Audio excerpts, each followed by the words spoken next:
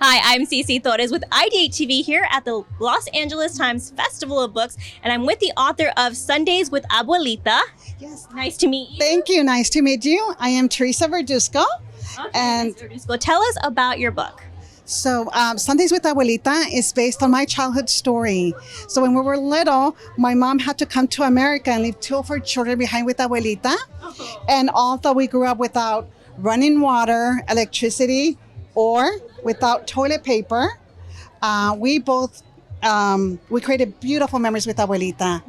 And so when my mom finally went back for us, we both became authors. We both became teachers. I became an author, and my little sister translated my book into Spanish. Oh, that's excellent. What a great story. Thank you. And where did you come from? Michoacán, Mexico. It's a very Mexico. small Okay. ranchito in Michoacán, Mexico. Yes, okay. And what's it like to have elements of your childhood and also your culture in your stories?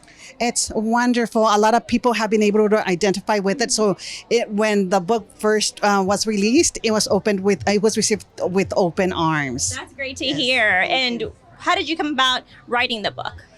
I'm a teacher, elementary school teacher, so I would share a lot. Congratulations and thank you. Thank you. So I would tell a lot of stories to my students about my childhood, and just to instill gratitude and hope. And they would always ask, "Can you tell us another story?"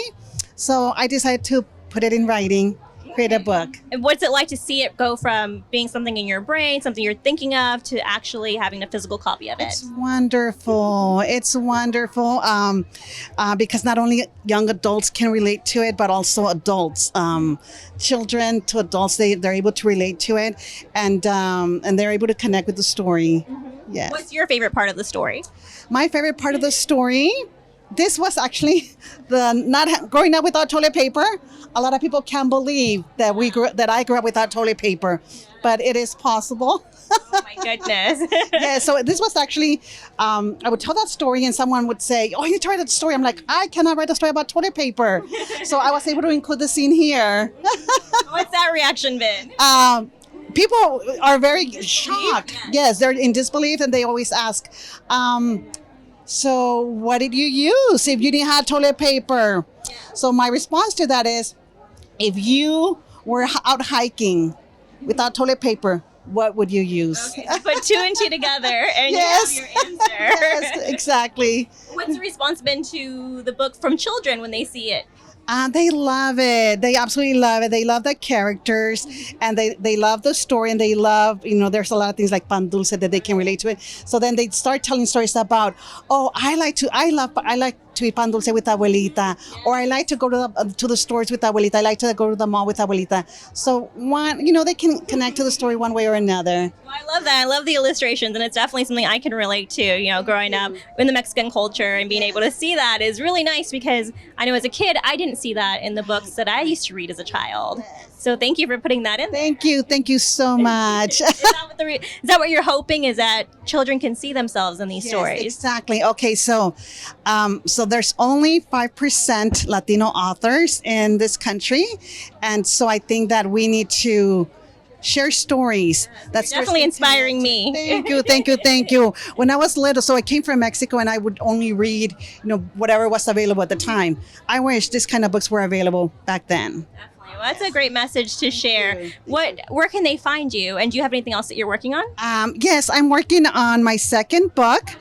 So the second book will be about when my mom goes back to Mexico and brings us to America, and we have to say goodbye to Abuelita. But we bring with us the gifts that she gave us, like love, values, and yes. So you're hoping to honor your Abuelita with that story. Yes. And also you mentioned you have a Spanish version. Yes, I have a Spanish version. So Domingos with Abuelita. And this one was translated by my little sister, who also stayed with me in Mexico. Yes.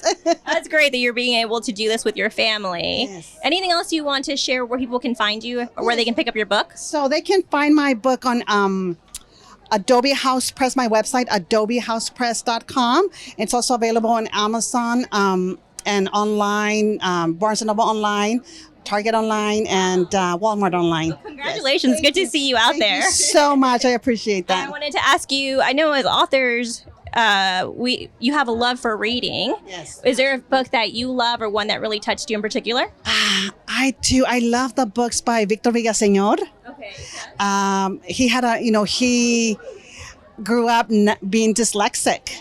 So that's inspiring. I love reading inspiring stories like that. And he became a very well-known author. Yes. Do you have an Instagram or any social media? Yes, I do. So you can find me at Teresa Verduzco author.